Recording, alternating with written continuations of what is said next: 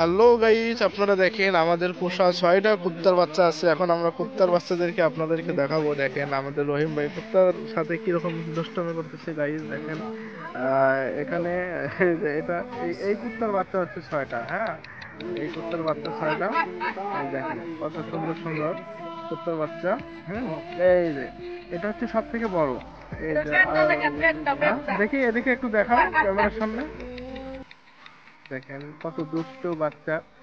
ছোট্ট বাচ্চাগুলো অনেক দুষ্ট প্রকৃতির, কারো কথাই শোনে না, শুধু শুধু সবসময় কামড় দিতে চায়। ভাই, এই তুমি সারাদিনে কয় টাকা খাওয়াবে এদেরকে? সারাদিনে না এলো 60-70 টাকাই দিতে খাবো। আচ্ছা, হ্যাঁ, এই যে এটা তুমি তুমি কয় টাকা খাওয়াও ভাই? এটা জার্মান থেকে এসেছে। হ্যাঁ, তুমি কই থেকে এসেছে? জার্মান থেকে এটা। জাপান। একদম ডেঞ্জারাস থেকে। গাইস, এই কুকুরটা জাপান থেকে হ্যাঁ, এসেছে। হ্যাঁ। এই জাপান না জাপান ভাই? ভাই, জাপান জাপান জাপান। বলে, হ্যাঁ হ্যাঁ। সরি, তুমি আসলে বলতে ভুল করছি। জাপান বলেছেন চকলেটে, মূলত এসেছে জাপান থেকে। হ্যাঁ।